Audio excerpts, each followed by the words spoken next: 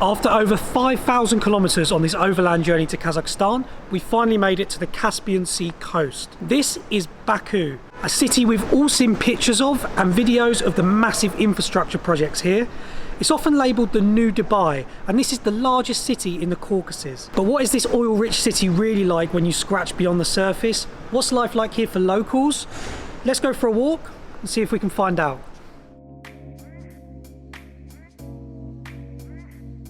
We've actually been here for a few days and we've spoken to quite a few people, so we have an idea of what's life really like for an average local and what's their feelings towards everything. However, people are quite shy in front of camera in Azerbaijan, and also a bit wary to say what they really think for obvious reasons. With a population of almost 3 million people, Baku is the largest city on both the Caspian Sea and the Caucasus region. Throughout its history, the City of Winds, as it's often nicknamed, has always been a melting pot of cultures and religions. In the past, Baku has been home to communities of Azerbaijanis, Russians, Armenians, Jews, and Lezgins. Modern Baku is a secular city, with over 90% being Muslim, but also home to Christians and a small Jewish community. The city itself is actually located 28 meters below sea level and is the lowest lying capital in the world. The first modern oil well on Earth was actually drilled just outside Baku in 1846, causing an oil boom and Baku to become one of the richest cities in what was the Russian Empire. Actually, at the end of the 19th century, Baku alone was providing over half of the world's oil. The city's continued to thrive off the oil industry up until today, and the investments and crazy amount of mega projects popping up all over the city are almost entirely financed by the sector. We're going to start the day by heading into the old city to get a glimpse of what central Baku used to look like before the oil boom.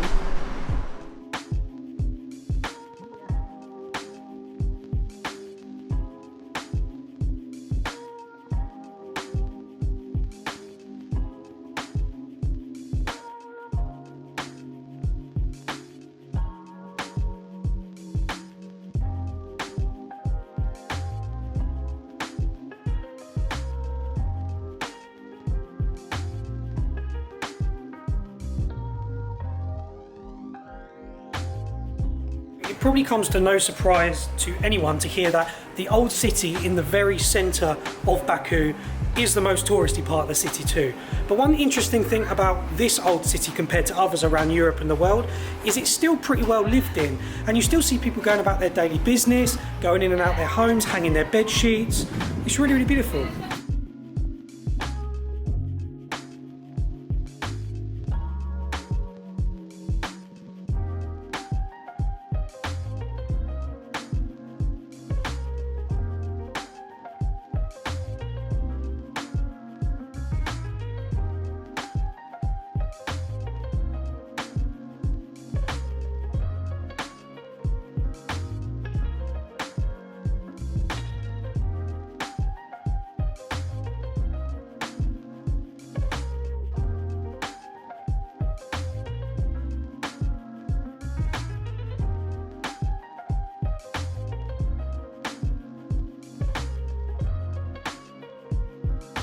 Lunchtime!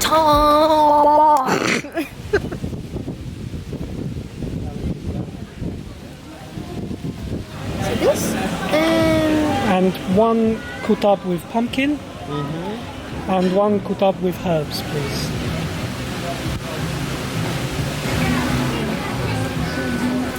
This is so unusual. This cloth, I know it just looks very different. I've never seen cloth like that. Everything is usually mixed together, but here we have it separate. It's almost like curry, isn't it? That you have your kind of meat on the side and then you mix it with rice. Yeah, to be honest, this wasn't anything like we were expecting, because plov, normally pilaf, is rice with everything mixed in. This is really interesting. Oh, shoksao. So here we ordered two different types of plov. We could have ordered shah plov, which is a traditional Azeri plov, but the portion is just too giant for the two of us, so we opted for these two different plovs.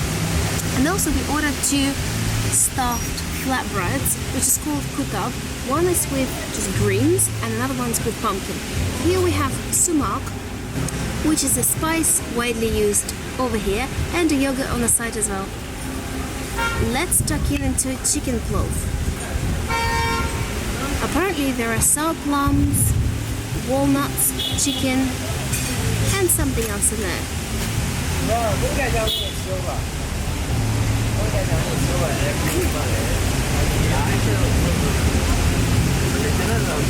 The sauce is really smooth, and it's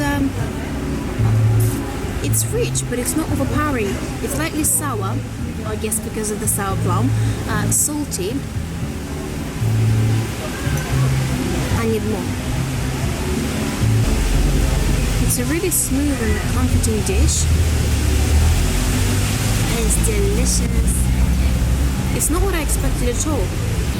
Okay, so this one is with lamb and apricots, walnuts, looks like onion, and it smells absolutely incredible. So oily, wow. Some of the onions slightly burnt as well. Oh, that's like on the bottom of the pan. It's so good, yeah. Oh, there are some raisins and chestnuts in there too. Yes, there are. Let's dig in. That looks so I'm sexy. going to try and get a piece of everything. How greedy. Oh, I bet it's so good with the sweetness of the fruit in there, right? So that is right up my street. The sweetness of the fruit combined with the meatiness, the spices in there. It's all slightly caramelized, and then the rice soaking in all that sauce. That is incredible. Also the texture of the nuts in there as well, just giving it a slightly different texture. I don't know if we're supposed to put sumac on there, by the way, but how that is just absolutely incredible. Wow. That is my ideal dish. I love that. Dig in. What I love is that both of them are so different in textures and flavors as well. Like this is pretty smooth, and you see it's all like mashed up together. It's almost like the sauce been blended in. And here everything is in pieces, so you get bursts of different flavor separately. Awesome. So interesting. Right, should we dig into a kebab as well? Yeah. While we're here. I'll grab the one with herbs. Okay. Try that. Wow. Oh, you can really smell it. As soon as you ripped it in half, you can really smell it. The edges are really crispy, but the centre here, where all the herbs are, and some of the oil and stuff, is still soft. That's amazing.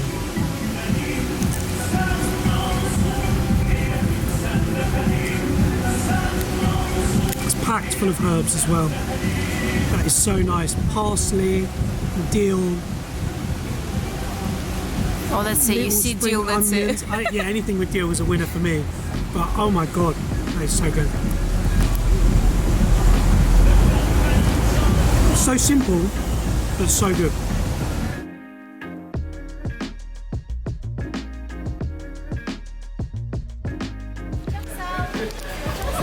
Choksao.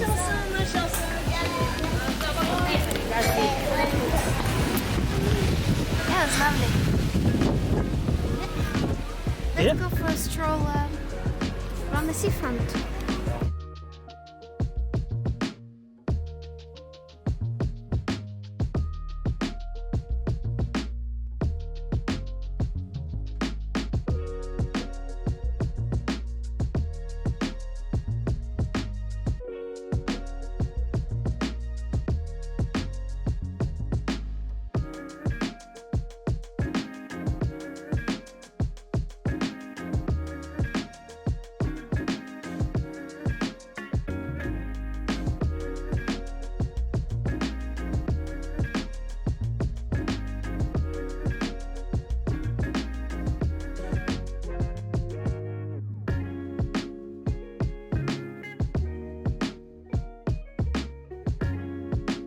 So slight change of plans. Before we go to the water, We've come up to this viewpoint, and hopefully over there somewhere there should be a beautiful view over the whole of Baku, if we can find our way to get over there.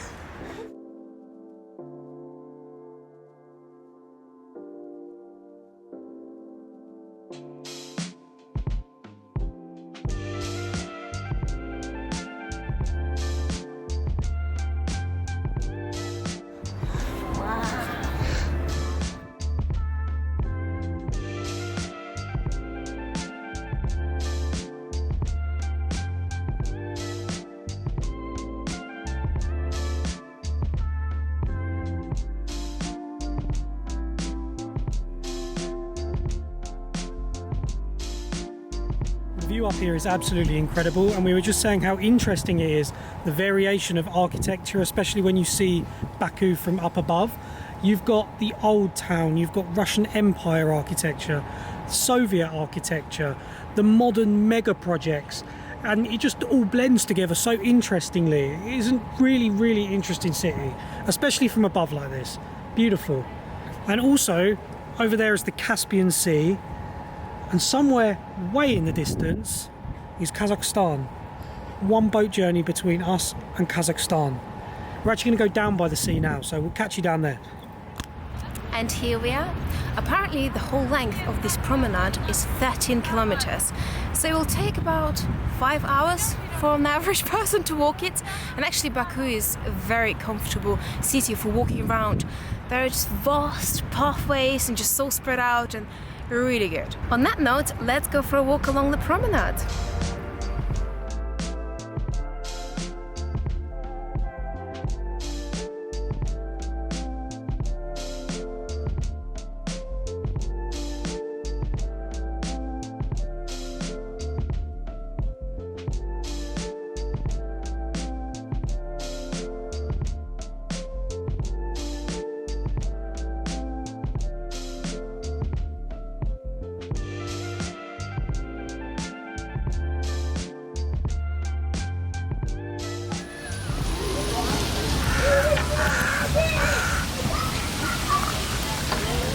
Here in Azerbaijan, there is a big tea drinking culture, and if you know us well by now, you know we love tea.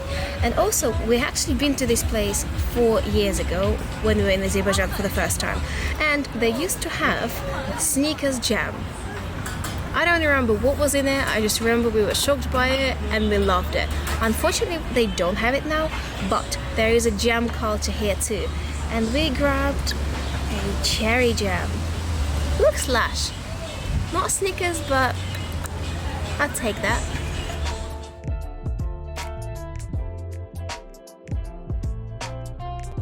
The city centre is beautiful, modern and striking.